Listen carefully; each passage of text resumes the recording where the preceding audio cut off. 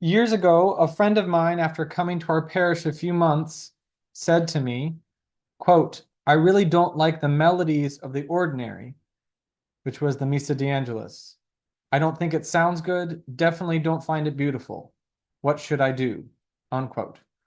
What would you say to this?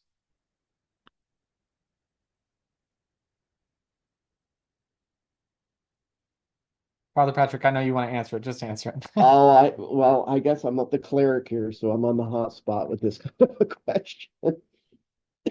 Um, well, I think that Robin, I think that all of what's been said gives us the rationale for this. We need to obviously be patient and kind and loving in a response to this kind of concern, or if somebody brings something like this up.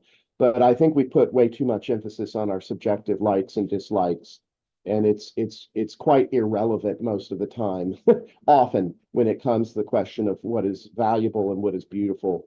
I'll give an anecdotal story, but it's the spirit of our age. So we have to go back and kind of retrain ourselves to not value this so highly, and not to be so opinionated about these things, and to take a humble position and to learn and open ourselves up, and to actually realize that maybe we don't really know what's beautiful. I mean, that's very offensive to say to somebody, which is, it shouldn't be offensive, but it is. But it's true. And our subjective likes and dislikes are really not all that important. We can learn and train ourselves to like what's beautiful. And we live in a community. We don't just, if you're in the 8th century, in Rome, and you come to the priest and say, this Gregorian chant stuff just isn't doing it for me anymore. I took vacation over in Constantinople over the summer, and I really like that Greek chant. Why do we have to do this stuff? Could you imagine a conversation like this? It's unimaginable.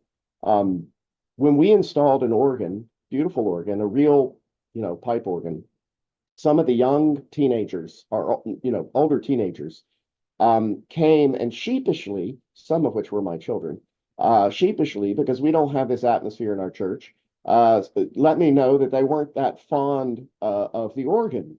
Well, of course they're not. They don't listen to organ. And I said, you know what? We've been worshiping with an organ for centuries and centuries and centuries. And fine, you don't like it. You'll learn to like it. You'll love it. Just give it some time. So that was my answer. And they weren't offended by that. They're like, all right, okay, Dad. Well, one of them, I just had this conversation before this started. And she said, yeah, that's exactly what happened. That's what you said. And she said, no, I love the organ. She said, if you stop playing the organ, I'd be really upset. I'd be mad about it.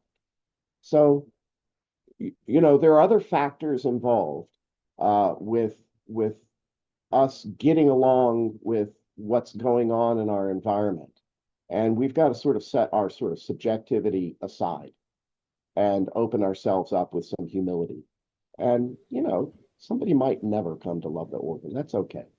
Uh, it's going to happen. I don't know if that answered the question or not. Well, one thing I'd like to add to that is you might come across a hymn you don't like. When I used to direct a choir, there were two hymns I remember specifically. I'll never forget them. They just bugged me. They really rubbed me the wrong way. The arrangement of them, and quite a few members of my choir didn't like it either. But I was told by my priest we had to keep those hymns in. Long story. And what I decided and what I taught my choir was, when you come across something you don't like, put the focus even more strongly on the words and the worship. Draw your attention towards that, because I mean that's the purpose of it. We're not going to church to judge the music, well, some people go to church to judge, but that's not our function. That's not our purpose there, right? So if something strikes you the wrong way, I think make a stronger effort to just focus on the words and let the music go.